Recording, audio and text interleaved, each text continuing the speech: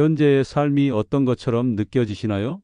혹시 내 팔자가 왜 이리 꼬였나 하고 한숨 쉬신 적이 있으신가요? 저는 57살 이철수 30년 넘게 사주와 주역을 공부하며 수천 명의 삶을 들여다본 역술가입니다. 매일 아침 동네 뒷산에 올라 해를 맞으며 묻습니다. 오늘은 어떤 분의 근심을 조금이라도 덜어드릴 수 있을까? 오늘은 여러분과 함께 팔자, 그리고 그 팔자를 어떻게 가꾸며 살아갈지에 대해 깊이 이야기 나누고 싶습니다. 특히 50대 이상 분들에게 드리는 말씀으로 준비했습니다. 이 이야기가 여러분의 마음에 작은 불씨가 되길 바랍니다. 팔자라는 말을 들으면 어떤 생각이 드시나요? 많은 분이 내 팔자가 그래서 그렇지 하며 한숨을 쉬십니다. 젊은 날엔 꿈을 쫓느라 정신없었고, 마흔엔 생업과 가정에 치여 숨가빴고, 신이 넘으니 건강, 자녀, 노후 걱정이 한꺼번에 밀려와 이건 내 팔자야 라며 체념하시는 분들이 많죠. 저는 3,000명이 넘는 분들을 상담하며 깨달았습니다. 팔자는 고정된 운명이 아니라 우리가 매일 조금씩 쌓아가는 여정이라는 걸요. 팔자를 탓하는 마음은 어쩌면 우리가 그 여정을 아직 온전히 껴안지 못했기 때문인지도 모릅니다. 예를 들어볼게요. 66살 권 선생님이라는 분이 상담실에 찾아오셨습니다. 평생 버스를 몰다 퇴직하신 뒤 무릎이 아파 집에만 계셨죠. 스승님, 일도 못하고 몸도 아프고 팔자가 글렀어요. 이렇게 말씀하셨어요. 저는 권 선생님께 권했습니다. 집 앞 공원에서 매일 2바퀴씩만 걸어보세요. 다리가 아니라 마음에 바람이 통할 겁니다. 석 달 뒤 그분은 공원 벤치에서 만난 또래 어르신들과 쿠카차를 나누며 살맛이 난다며 웃으셨습니다. 선생님, 팔자가 참 묘하네요. 달라진 건 걸음 속도뿐인데 마음이 환해졌어요. 그 미소에서 저는 팔자가 아니라 관점이 바뀌었음을 확인했습니다. 작은 걸음이 권 선생님의 팔자를 새로 쓰기 시작한 거죠. 또 다른 사연도 나눠볼까요? 62살 김 할머니는 자식들이 모두 독립하고 나니 허전함에 빠져 계셨습니다. 이철수 선생, 내가 뭘 잘못했나? 자식들이 전화도 잘 안 해요. 하시며 눈물을 보이셨죠. 저는 할머니께 작은 제안을 드렸습니다. 할머니, 동네 도서관에서 열리는 독서 모임에 한번 나가보세요. 책 한 권 읽고 이야기 나누다 보면 마음이 채워질 겁니다. 몇 달 뒤 할머니는 전화로 깔깔 웃으며 말씀하셨어요. 선생님, 그 모임에서 나보다 10살 많은 언니를 만났는데 매일 같이 전화하며 수다 떠는 재미로 살아요. 김 할머니는 새 사람들과의 만남으로 팔자가 새롭게 열리는 경험을 하셨습니다. 이처럼 팔자는 때론 한 걸음, 한 사람과의 만남으로 달라질 수 있습니다. 왜 우리는 자꾸 팔자를 탓할까요? 주역에는 하늘은 원만한데 만물은 뭐나 있다는 구절이 있습니다. 둥근 하늘 아래 놓인 우리는 누구나 뭐가 나 있다는 뜻이지요. 완벽하지 않으니 불평도 하고 체념도 합니다. 젊은 날엔 내 모난 성격, 부족한 환경을 탓하며 내가 그래서 안 되는 거야 라고 생각하기 쉽죠. 하지만 주역은 말합니다. 하늘은 그 모난 존재를 그대로 품어 완전한 원을 이룬다고. 다시 말해, 뭐가 난 내 모습 그대로도 하늘은 우리를 완성을 향해 밀어주고 있다는 겁니다. 문제는 우리가 그 흐름을 타느냐, 외면하느냐의 차이입니다. 50이 넘으면 이 흐름을 타기에 가장 좋은 때가 옵니다.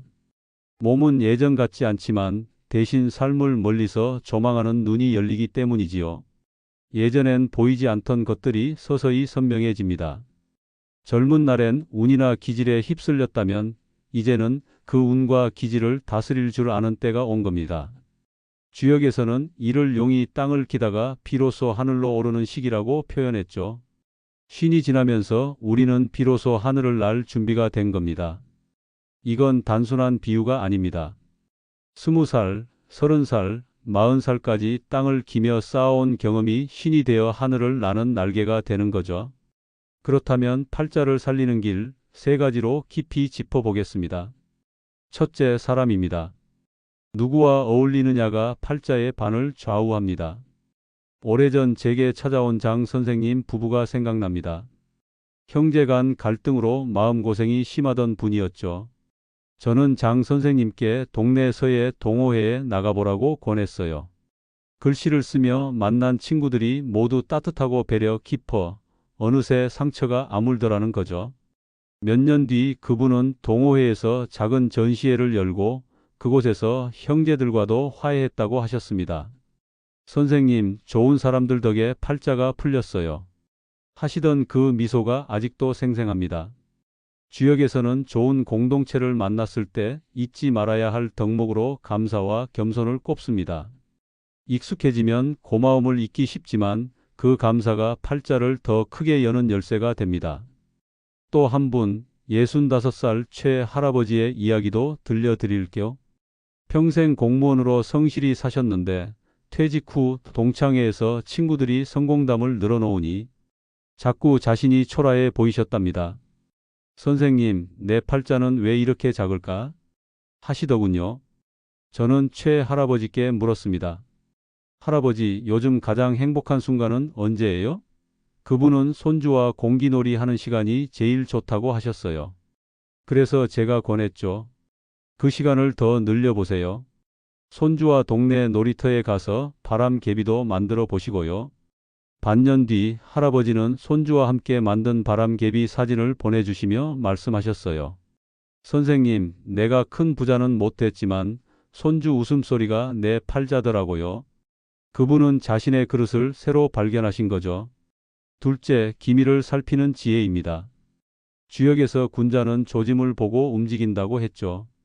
50 이후에는 무턱대고 열심히만 사는 것이 능사가 아닙니다. 몸에서 보내는 신호, 주변의 작은 징조, 가족의 표정 하나에도 기흉의 실마리가 숨어 있습니다. 예컨대 요즘 자녀들과 대화가 잦아지고 웃음이 많아졌다 싶으면 그때가 바로 가정운이 트이는 문턱입니다. 반대로 사소한 일로 언성이 높아지기 시작한다면 잠시 걸음을 멈추고 숨을 고르라는 경고일 수 있습니다. 이런 기미를 읽어 가벼이 방향을 틀면 큰 풍랑을 피해 갈 수 있습니다.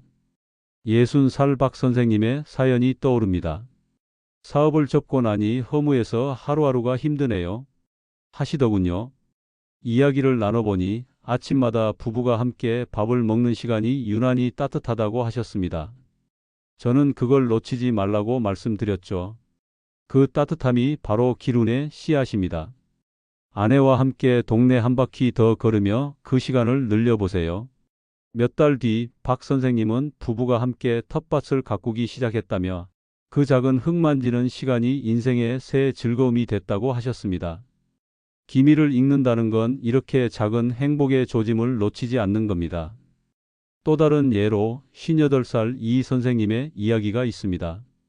그분은 퇴직 후 동네 복지관에서 자원봉사를 시작하셨는데 처음엔 내가 뭘 할 수 있겠나 하며 망설이셨죠. 하지만 복지관에서 어르신들 도시락을 나르는 일을 시작하면서부터 삶이 달라졌다고 하셨어요. 이철수 선생, 내가 밥 한 끼 나누는 게 누군가에겐 큰 기쁨이더라고요. 그게 내 팔자였나 봐요.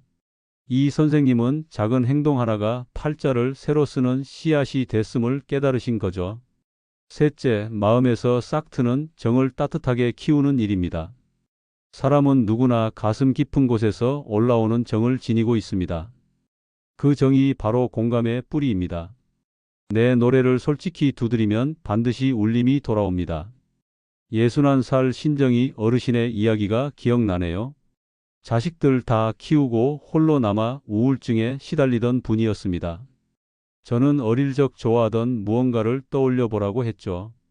그분은 하모니카를 꺼내셨습니다.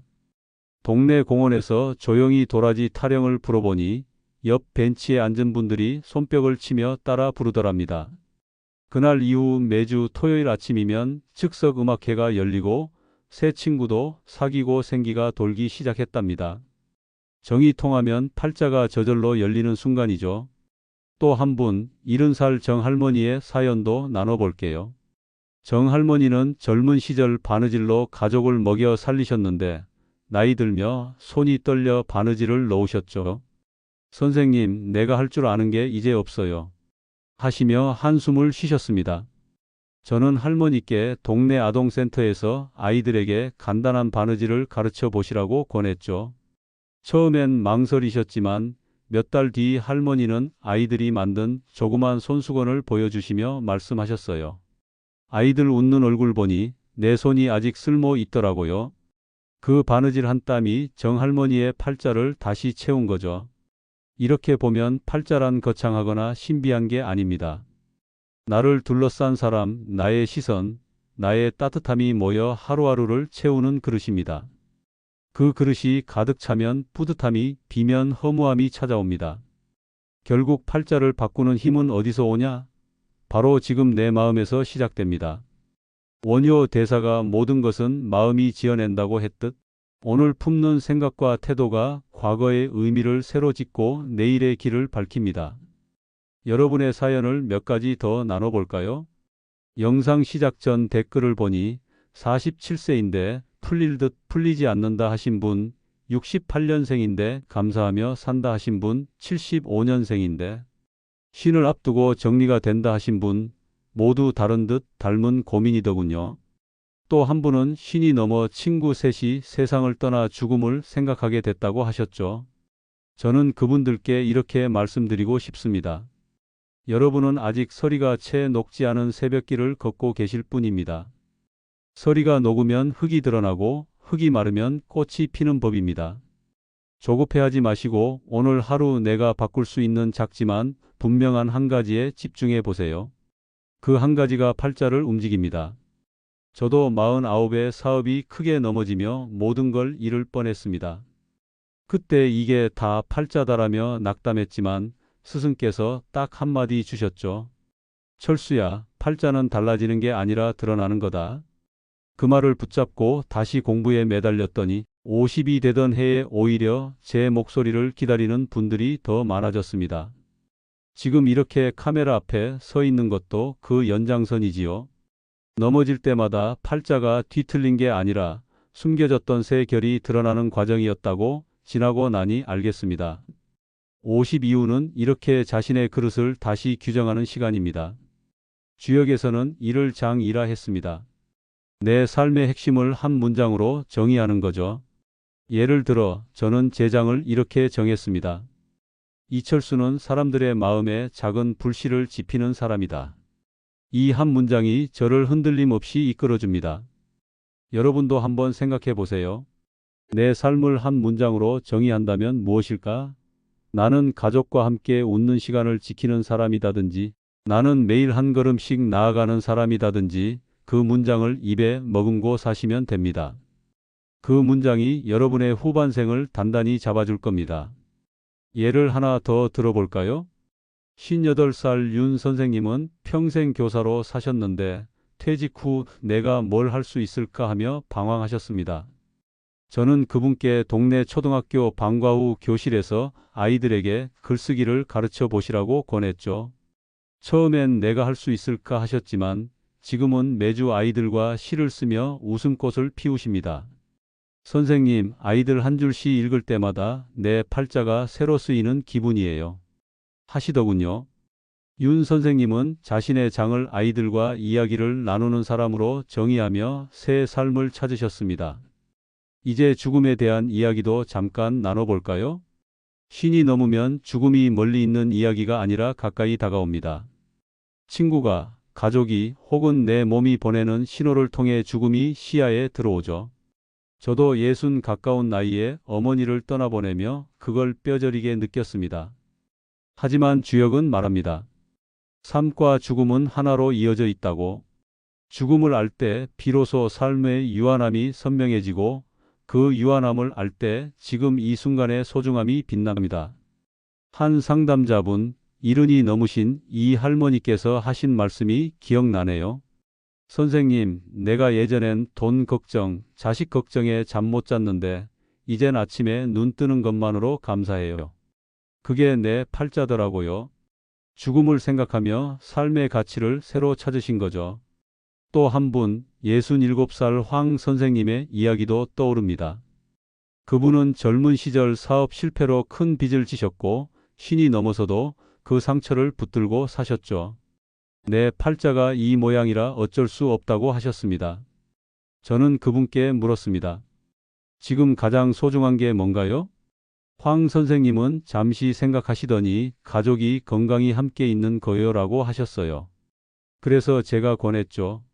그럼 그 소중한 걸 더 키워보세요. 가족과 매주 하루라도 같이 밥을 먹어보시고요.